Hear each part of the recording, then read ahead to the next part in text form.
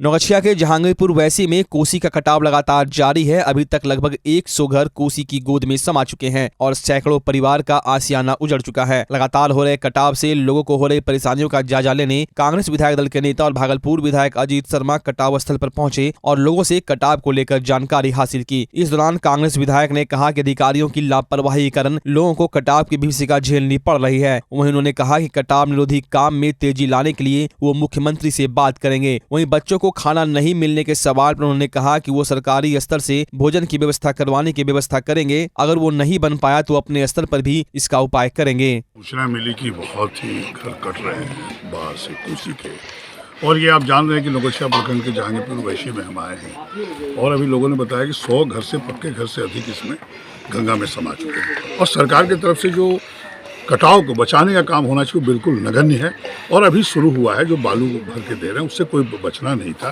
निश्चित तौर पर बहुत नुकसान हुआ है गाँव वासियों को। सरकार निश्चित तौर पर इस पर ध्यान नहीं दी और मैं इसलिए देख के आया हूँ, बात सुन के जा रहा हूँ। माननीय मुख्यमंत्री से भी बात करेंगे और इनको जो विस्थापित है उनको बचाने का काम करिए। जिनकी क्षतिपूर्ति करनी होगी, जिनका मकान गया है, जो विस्थापित हैं उनको अभी तक बच्चे परिवार को कोई खाना पाना किसी का कोई इंतजाम नहीं है, बिल्कुल ये गलत है। और जो भी काम हुआ है ये बिल्कुल खाना पूर्ति हुआ है और ये लूट है। इसकी आवाज़ में बनूंगा क्योंकि जनता की आवाज़ हम लोग सदन में भी बनते हैं और बाहर भी। इसलिए मैं देख के अभी लोग गाँव वाले सबसे सुना हूँ, बहुत ही हालत ख़राब है, बिल्कुल लूट मचा हुआ है। इसको आवाज़ बनेंगे और हम माननीय मुख्यमंत्री से हम समझते हैं कि इस पर संज्ञान लेकर इस पर कार्रवाई करेंगे। 2 दर्जन से ज्यादा घर गिर गए हैं, अभी तक कोई देखने वाला 2 दर्जन नहीं 100 से ऊपर लोग बता रहे हैं पक्के का मकान। प्रशासन के स्तर से कोई मदद नहीं मिला? नहीं, बिल्कुल नहीं। वो सब सुन रहे हैं कि कोई मदद नहीं मिला, बिल्कुल गलत है। प्रशासन का काम है जब भी मुसीबत में कोई आता है उसको मदद करना, सरकार को सूचना देना। इसीलिए मैं कहा कि मैं यहाँ जाने के बाद से माननीय मुख्यमंत्री से बात करूंगा, पत्र भी लिखूंगा, जिलाधिकारी से भी पूछूंगा आखिर क्यों ऐसा कटाव विरोधी काम क्यों नहीं हुआ। जो आज घर गए तो इसका नुकसान कैसे भरपाई होगा, तो सरकार को इसको भरपाई करनी चाहिए। यहाँ के जो स्थानीय विधायक हैं, सांसद हैं, वो हुलकने तक नहीं आए। ये तो उनसे पूछिए यहाँ के विधायक और सांसद क्यों नहीं आए। मैं तो भागलपुर से विधायक हूँ, लेकिन भागलपुर से मतलब नहीं है। कोई भी विधायक कहीं से हो, जनता के प्रतिनिधि होते हैं और जनता की आवाज़ बनते हैं। ये जहांगीरपुर वैसे भी मेरा भी क्षेत्र है, मेरा भी घर। ऐसा कोई चुनाव जहाँ से ले वही क्षेत्र नहीं होता है। जनता सबको देखती है, जनता सबको जवाब भी देती है। राजद सुप्रीमो लालू प्रसाद की सेहत में सुधार के लिए देश भर में दुआओं का दौर जारी है। भागलपुर में युवा राजद कार्यकर्ताओं ने घूरन शाह पीर बाबा दरगाह में दर्जनों कार्यकर्ताओं ने चादर चढ़ाई, तो दूसरी ओर भागलपुर के प्रसिद्ध बूढ़नाथ मंदिर में लालू यादव के जल्द स्वस्थ होने को लेकर महामृत्युंजय जाप और हवन भी राजद कार्यकर्ताओं द्वारा किया गया। युवा राजद जनता दल भागलपुर के जिला अध्यक्ष मोहम्मद वसार उल हक ने बताया कि राजद सुप्रीमो लालू यादव हमारे अभिभावक हैं और जब तक वो ठीक नहीं होंगे तब तक हम लोग दुआएं मांगते रहेंगे। भागलपुर के राजद जिला अध्यक्ष चंद्रशेखर यादव ने कहा कि लालू यादव के स्वस्थ होने को लेकर हम लोग मंदिर में विशेष आरती और हवन का कार्यक्रम किए हैं। हम लोगों को उम्मीद है कि जल्द ही लालू जी ठीक होकर अपने घर को लौट आएंगे। हम लोग यहाँ पर आए थे युवा राजद के तरफ से, जो घूरन शाह पीर बाबा के स्थान पर हमारे राष्ट्रीय अध्यक्ष आदरणीय श्री लालू प्रसाद यादव जी का अचानक तबीयत बिगड़ गया था, जो सुधार हो रहा है। आज चादर चढ़ाने के लिए आए थे, दुआ मांगे, चादर चढ़ाए, जल्द से जल्द सेहत ठीक हो जाए, यही कर रहे थे। ऊपर वाले से प्रार्थना कर रहे थे कि हमारे जो राष्ट्रीय जनता दल के राष्ट्रीय अध्यक्ष सुप्रीमो राष्ट्रीय जनता दल के आदरणीय श्री लालू प्रसाद जी जो आज वो स्वस्थ हैं और एम्स में भर्ती हैं। ईश्वर से कामना करते हैं जल्द से जल्द वह स्वस्थ होकर हम लोगों के बीच में आए और शोषितों, दलितों, वंचितों, करोड़ों बेजुबानों का जो जुबान आदरणीय श्री लालू प्रसाद जी हैं, वो पुनः आकर समाज के अंतिम पंक्ति में बैठने वाले लोगों का सेवा करे और उनके लिए आंदोलन करे ताकि उनको अपने हक हुकूक की जो हक हुकूक है उनका मिल सके। इसलिए हम लोग उनके स्वस्थ होने के लिए आज हवन कार्य कर रहे थे। हमारे पंडित जी लोग भी उस कार्य में हम लोग का साथ दे रहे थे। सभी लोग हैं हमारे और हमारे कार्यकर्ता जितने भी हैं राजद के सब साथ में थे। बिना टिकट यात्रा कर रहे जीआरपी दरोगा को टीटी दिनेश कुमार सिंह ने पैसेंजर आने के बाद सीट खाली कर देने को कहा तो दरोगा ने बख्तियारपुर स्टेशन या अन्य जीआरपी जवानों के साथ मिलकर ट्रेन में ही टीटी की धुनाई कर दी। मामला Danapur Bhagalpur intercity express train की है। हालांकि ट्रेन में सवार यात्रियों ने किसी तरह टीटी की जान जीआरपी वालों से बचाई। सीनियर टीटी दिनेश कुमार सिंह ने भागलपुर जीआरपी थाने में मामला दर्ज कराया। वहीं भागलपुर रेल एसीएम ने मामले पर कार्रवाई करने की बात कही। उन्होंने कहा कि मामले की जांच की जा रही है। घटना घटी, मैं ऑन ड्यूटी कोच संख्या CE1 में कार्यरत हूँ। On duty senior DK Singh Dinesh Kumar Singh Danapur से लेकर के गाड़ी में भागलपुर आ रही थी। इसी बीच में पटना स्टेशन पर पैसेंजर जो हैं वो जीआरपी का वो जो है हमारे सामने मिले। हम जब चेक कर रहे थे तो उनसे पूछे कि सर आपका टिकट है? तो बोला टिकट नहीं है। तुम्हारी क्या मजाल है, तुम्हारी क्या औकात है? वो गाली गलौज करते हुए हमसे उलझन फैलाए। बगल वाला पैसेंजर जो है उनको रोका कि एक बुजुर्ग आदमी को आप इतना ऐसे अपमानित क्यों कर रहे हैं। फिर भी वो आवेश में टेलीफोन कर दिया बख्तियारपुर में, और बख्तियारपुर में सारे उनका आदमी आया। स्टाफ जीआरपी स्टाफ जो भी थे 4 आदमी की संख्या में 5 आदमी थे। 5वां का नाम जो लिखे हैं वही नाम है, और 4 उनका स्टाफ आया। और जैसे बख्तियारपुर स्टेशन पर गाड़ी रुकी, हमारी अच्छी तरह से बहुत बुरी तरीक़ा से मेरी पिटाई कर दी गई। मैं नर्वसा गया। उसके बाद जो है मैं कंट्रोल में खबर किया। कंट्रोल से आदमी आया, डॉक्टर आया, डॉक्टर हमें ट्रीटमेंट किया। आरपीएफ आया, आरपीएफ हमको सलाह दे कर के बोले कि आगे स्टेशन में आप FIR कीजिए। मैं हर जगह जो है क्लेम ठोके, लेकिन कोई भी जीआरपी का नहीं लिया मेरा एप्लीकेशन। लास्ट इंड पोजीशन में मैं जब भागलपुर पहुंचा तो मैं वहां आकर के आपके यहां केस दायर किया। लगाई गई थी 6 तारीख को। ये गाड़ी यहाँ से लेके गए थे, फिर इनको दानापुर से लेके आना था तो और ये 3402 लेकर आ रहे थे। और इसी दौरान पटना से गाड़ी छूटने के बाद हमें एक खबर मिली कि कुछ अज्ञात लोग जो एज पर जो टीटी साहब हैं तो जीआरपी के स्टाफ थे, वो कोई सीट पे बैठे हुए थे। उनको मैंने बताया गया कि ये सीट किसी और के नाम से बुक है, तो उन्होंने उठने से इनकार कर दिया। और मैटर तो मैं फिजिकली वहाँ पे था नहीं, इसलिए मुझे कुछ पता नहीं है। तो जो उन्होंने बताया कि उसके बाद बख्तियारपुर स्टेशन रुकी, कुछ जीआरपी वाले आ रहे मारपीट करके फिर वहाँ पे उतर गए। फिर उसके बाद मैंने कंट्रोल से मैसेज करवा के उनको मेडिकल अटेंड करके बोला गया, दानापुर कंट्रोल को भी और भागलपुर मालदा कंट्रोल को। उसके बाद इनको क्या कहते हैं यहाँ मोकामा में RPF वाले अटेंड किया और डॉक्टर भी अटेंड किए। उसके बाद कुछ ट्रीटमेंट भी हुआ। उसके बाद वो गाड़ी लेकर आए। आने के बाद करीब रात को 12:30 बजे वो आए। फिर हमारे यहाँ जो भागलपुर में जीआरपी थाना है वहाँ इन्होंने एक शिकायत दर्ज किया है और उन्हें कॉपी भी रिसीव किया है और आगे की कार्रवाई के लिए उन्हें बोला गया है। 6 जुलाई को बख्तियारपुर रेलवे स्टेशन पर 13,402 डाउन दानापुर भागलपुर एक्सप्रेस में कार्य कर रहे चेकिंग स्टाफ को जीआरपी के दरोगा से टिकट मांगे जाने पर उसके द्वारा सीनियर टीटी दिनेश सिंह के साथ मारपीट का मामला तूल पकड़ने लगा है। घटना के विरोध में पूरे प्रदेश में विरोध प्रदर्शन का दौर जारी है। भागलपुर में भी ERMU भागलपुर शाखा द्वारा रेलवे स्टेशन के प्लेटफॉर्म नंबर 1 पर शांतिपूर्ण तरीके से विरोध प्रदर्शन किया गया। प्रदर्शनकारियों का कहना है कि यह घटना काफी निंदनीय है, ऐसा नहीं होना चाहिए और ऐसा काम करने वाले जीआरपी के दरोगा को सख्त से सख्त सजा मिलनी चाहिए। जो है उचित यात्रियों के मतलब हमारे कर्मचारियों के साथ अन्याय किया जाता है, उसके लिए हम लोग धरना और प्रदर्शन का आयोजन किए। मतलब जीआरपी द्वारा या इधर उधर के द्वारा किया जाता है। हम लोग उसी के खिलाफ में प्रदर्शन कर रहे हैं और हम लोग चाहते हैं कि रेल कर्मियों पर अत्याचार नहीं होना चाहिए, उनको उचित न्याय मिलना चाहिए और उसके खिलाफ जो फर्जी FIR हो वो बंद होना चाहिए। और यह हमला सिर्फ एक टीटी पर नहीं है, यह रेल प्रशासन पर हमला है। इसका उचित न्यायिक जांच होनी चाहिए। शांतिपूर्ण बकरीद संपन्न कराए जाने को लेकर सिटी एसपी स्वर्ण प्रभात ने भागलपुर जिले के सभी थानाध्यक्षों के साथ समाहरणालय परिसर स्थित समीक्षा भवन में बैठक की। बैठक के दौरान सिटी एसपी द्वारा बकरीद पर्व के अवसर पर विधि व्यवस्था संधारण हेतु की गई तैयारियों के संबंध में विस्तृत तैयारी को लेकर चर्चा की गई। बैठक के दौरान सिटी एसपी ने बताया कि थाना एवं अनुमंडल स्तर पर शांति समिति की बैठक का आयोजन किया जा चुका है। विधि व्यवस्था संधारण हेतु चिन्हित स्थलों पर पर्याप्त संख्या में दंडाधिकारी पुलिस बल की प्रतिनियुक्ति की जाएगी। साथ ही उन्होंने बताया कि पूरे शहर में शांति व्यवस्था कायम रखने के लिए 2000 अतिरिक्त बलों को ही बुलाया जा रहा है, जिससे शहर में अमन व शांति बनी रहे। उन्होंने यह बताया कि जिला प्रशासन द्वारा सोशल मीडिया की सतत निगरानी भी रहेगी। बकरीद को लेकर सारी तैयारियां पूरी कर ली गई है।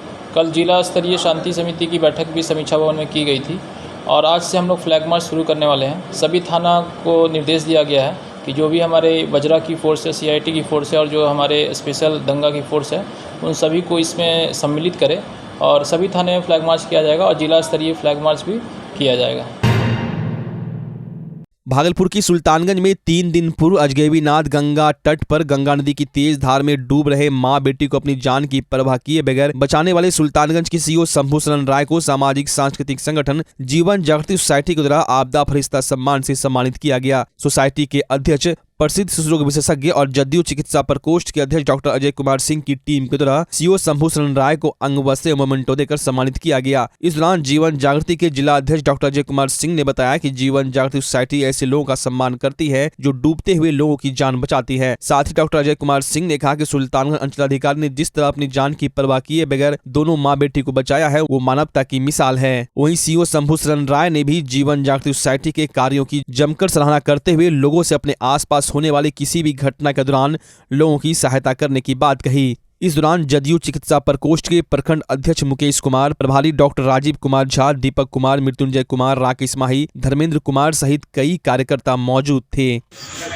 सुल्तानगंज के सीईओ साहब शंभू शरण राय साहब ने एक डूबते हुए महिला का जान बचाया और एक ऑफिसर होते हुए इतना इन्होंने किया, ये बहुत बड़ी बात है। इस उम्र में किया बहुत बड़ी बात है। डूबने का भी खतरा रहता है। अपनी जान की परवाह किए बिना दूसरों की जान बचाने के लिए ही हम लोगों ने आपदा फरिश्ता सम्मान समारोह का आगाज़ किया है और यह हम लोगों ने पिछले 2 महीना पहले विधान परिषद सभागार पटना में हम लोगों ने 81 आदमी को पूरे बिहार से ऐसे लोगों को सम्मानित किया जो कहीं न कहीं किसी का जान बचाया है डूबते हुए का सड़क दुर्घटना में।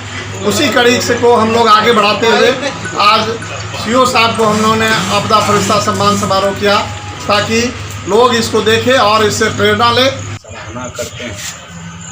हम तो खैर जो किए अचानक हुआ, जो हुआ लगा कुछ अच्छा काम हमसे हो गया, लेकिन इससे और लोगों को प्रेरणा मिलेगी और आपकी संस्था इतनी अच्छी चीज़ कर रही है।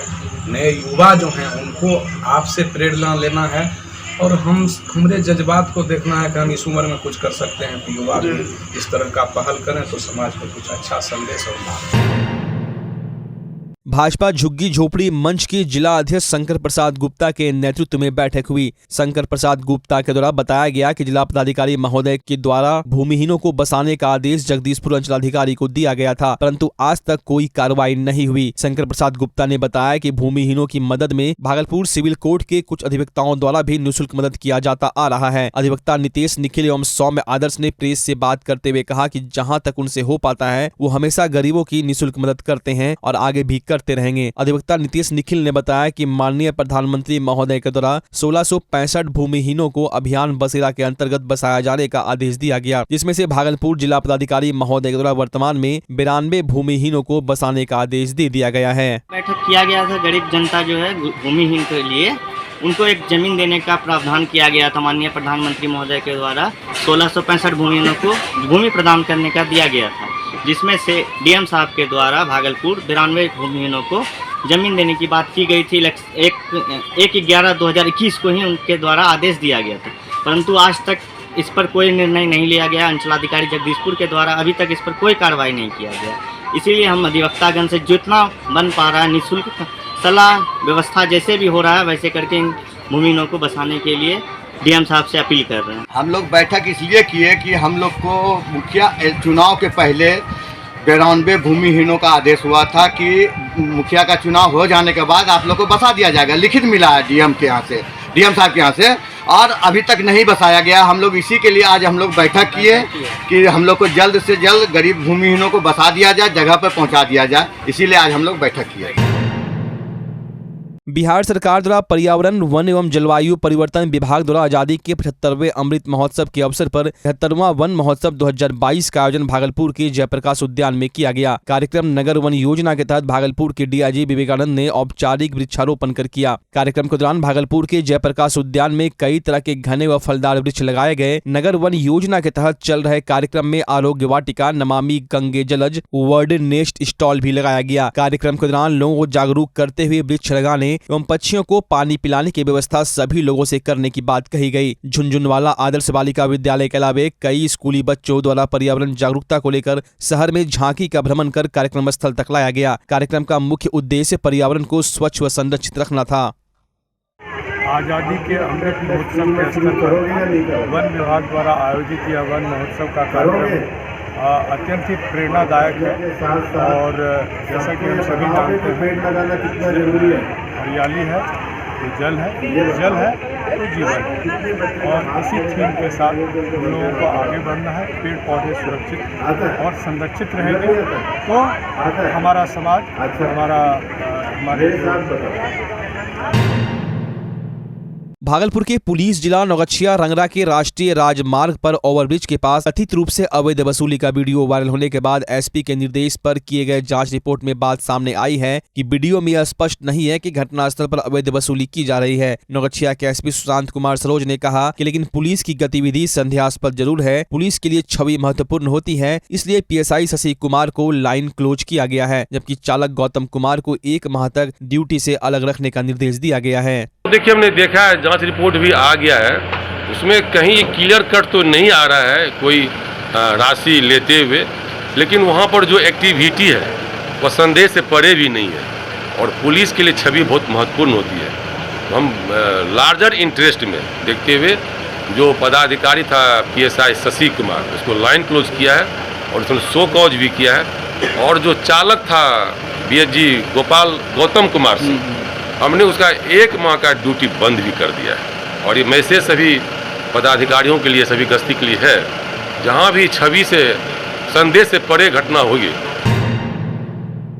भागलपुर नगर निगम क्षेत्र के वार्ड 27 मायागंज में बोरिंग नहीं होने के कारण सैकड़ों घरों को पानी की दिक्कतों का सामना करना पड़ रहा था। जब लोगों ने इसकी सूचना युवा समाज सेवी विजय कुमार यादव को दी तो तत्काल मौके पर पहुंचकर उन्होंने अपनी निजी कोष से बोरिंग का काम शुरू करवाया, जिसका शिलान्यास आज युवा समाज सेवी विजय कुमार यादव द्वारा विधिवत नारियल फोड़कर किया गया। अवसर पर वार्ड 27 के पार्षद उमर चांद भी मौजूद रहे। बोरिंग का काम शुरू होते ही स्थानीय लोगों के चेहरे पर खुशी देखने को मिली। साथ ही मौजूद स्थानीय लोगों ने बताया कि आज किसी भी जनप्रतिनिधि या समाज सेवक द्वारा ऐसा कार्य नहीं किया गया जिससे इलाके के लोगों को पानी की समस्या न हो। उन्होंने विजय कुमार यादव का आभार व्यक्त करते हुए कहा कि समाज में ऐसे लोगों की सख्त जरूरत है जो आम लोगों की जरूरत को समझे और उसे पूरा करे। समाज सेवी विजय कुमार यादव ने बताया कि पूरे शहर में लोग पानी के लिए परेशान हैं और इस और किसी का भी ध्यान नहीं है, जिस कारण मैंने लोगों की जरूरत को देखते हुए अपनी निजी कोष से कई स्थानों पर बोरिंग करवाकर घर घर तक पानी पहुंचाने की व्यवस्था की है। अब यहाँ के लोग भी पानी के लिए परेशान नहीं होंगे। अवसर पर मोहम्मद मतीन, उमेश शाह, चंदन कुमार, उमर आजम, मोहम्मद जुदाउद्दीन, अजय पासवान समेत सैकड़ों लोग मौजूद रहे।